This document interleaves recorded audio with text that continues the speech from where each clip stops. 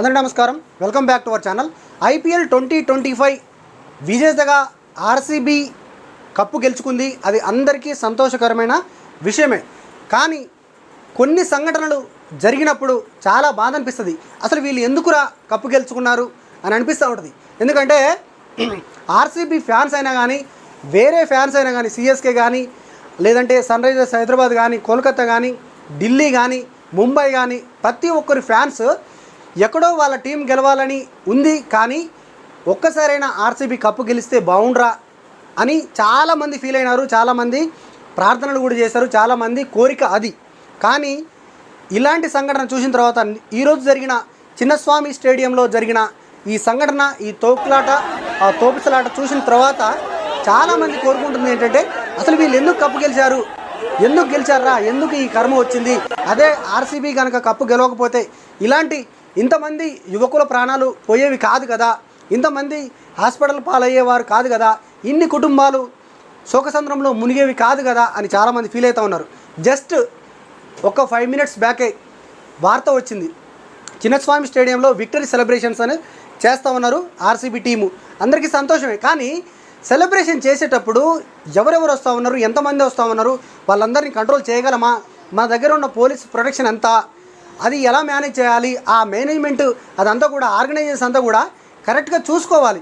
లేదంటే అమాయకమైన ప్రజల ప్రాణాలను, యువకుల ప్రాణాలను, యువతే దేశానికి వెన్నుముక అని చెప్పుకునే మన దేశంలో ఇలాంటి సంఘటనలు ఎందుకు జరుగుతున్నాయి? ఇంకా అది ఎవరి వైఫల్యం? ఇది ఆర్సీబీ టీం మేనేజ్మెంట్ వైఫల్యమా, లేదంటే కర్ణాటక ప్రభుత్వ వైఫల్యమా? ఇద్దరిలో ఎవరి వైఫల్యమైనా కానీ ఈరోజు అంతమంది యువకుల ప్రాణాలు పోవడానికి కారణమైంది.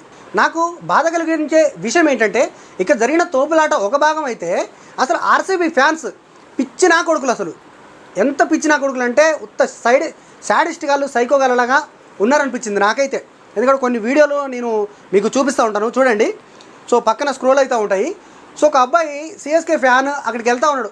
అది సరదాగా చేసుకుర్రో ఎట్లా చేసారో మనకు తెలియదు. అది అక్కడికి వెళ్ళినప్పుడు వాడిని కొట్టడం కానీ, లేదంటే వాడిని హింసించడం కానీ, వాడిని అవమానించడం కానీ, ఇవన్నీ చూస్తుంటే అసలు ఈ వికృత చేష్టలు ఏంట్రా అని అనిపిస్తూ ఉంది. ఎందుకంటే విరాట్ కోహ్లీ కూడా కొన్నిసార్లు మ్యాచ్ గెలిచినప్పుడు తీవ్రంగా ఉగ్రశనకు లోనైపోయి అతిగా ఓవర్ యాక్షన్ కొన్నిసార్లు చేస్తూ ఉంటాడు.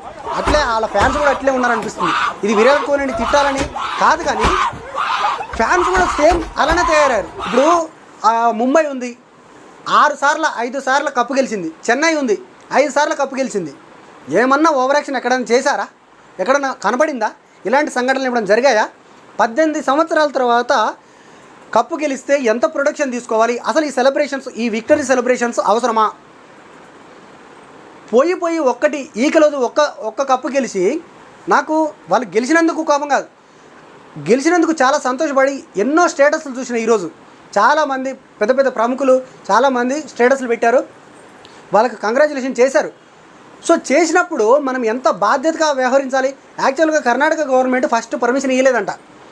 తోపులాట ఎక్కువ జరుగుతుంది, 18 సంవత్సరాల తర్వాత కప్పు గెలిచారు కాబట్టి ఆల్మోస్ట్ ఫ్యాన్స్ చాలామంది వస్తారు, లక్షలలో వస్తారు, మనము అసలు మెయింటైన్ చేయలేము, చిన్నస్వామి స్టేడియంకి ఉన్న కెపాసిటీ చాలా తక్కువ అని చెప్పితే వీళ్ళు వినకుండా మళ్ళీ వెళ్ళి అప్లై చేసుకుంటే మళ్ళీ వాళ్ళు సరే ఇంకా చేసేది ఏం లేక, సరే కప్పు గెలిచినాము మనం వద్దంటే ఎక్కడ నెగిటివ్ అవుతుందో మన గవర్నమెంట్ మీదకి, ఎక్కడ నెగిటివ్ వస్తుందో అని చెప్పేసి వాళ్ళు పర్మిషన్ ఇచ్చారు. సో పర్మిషన్ ఇవ్వడమే కాకుండా వీళ్ళు చేసిన పెద్ద ఘనకార్యం ఏంటంటే, నాకు ఎక్కడ ఇది అనిపిస్తుందంటే, ఈ ఆర్సీబీ మేనేజ్మెంట్ని చూస్తుంటే open tickets, free booking tickets పెట్టారు వీళ్ళు. అదేదో అమౌంట్ టికెట్స్ పెడితే కొంతమంది వచ్చేవాళ్ళు కదా. ఓపెన్ టికెట్స్ పెట్టి, ఫ్రీ టికెట్స్ పెడితే మీరు బుక్ చేసుకోమని చెప్తే వందలాది వేలాది ఫ్యాన్స్ అంతా కూడా వచ్చి అక్కడికి వచ్చి గేట్లు తన్నుతూ ఉంటే, లేడీస్, చిన్నపిల్లలు, వీళ్ళంతా వచ్చారు. అసలు ఈ ఫ్యాన్స్కి కూడా అసలు తలకాయ ఉందో, మైండ్ పనిచేస్తుందో అర్థమవుతలేదు.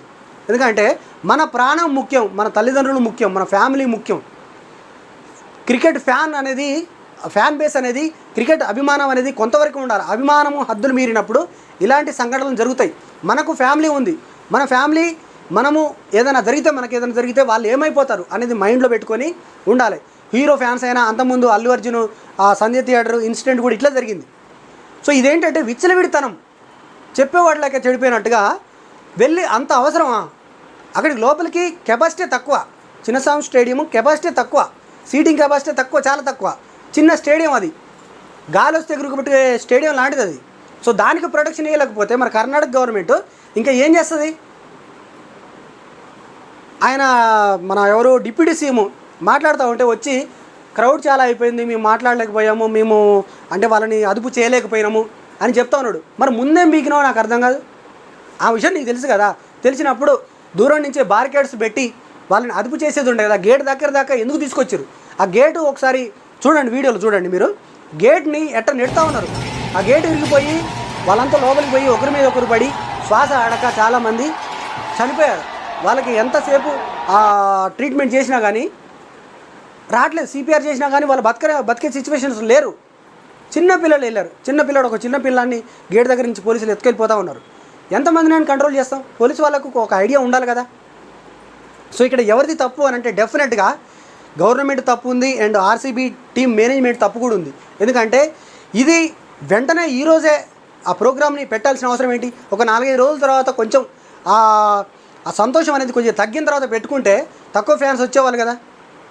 మీరు ఇక్కడ గెలిచిర్రు, అక్కడ పోయి ప్రోగ్రామ్ పెట్టిర్రు, ఒక 20 మంది 50 మందిని చంపేసిర్రు.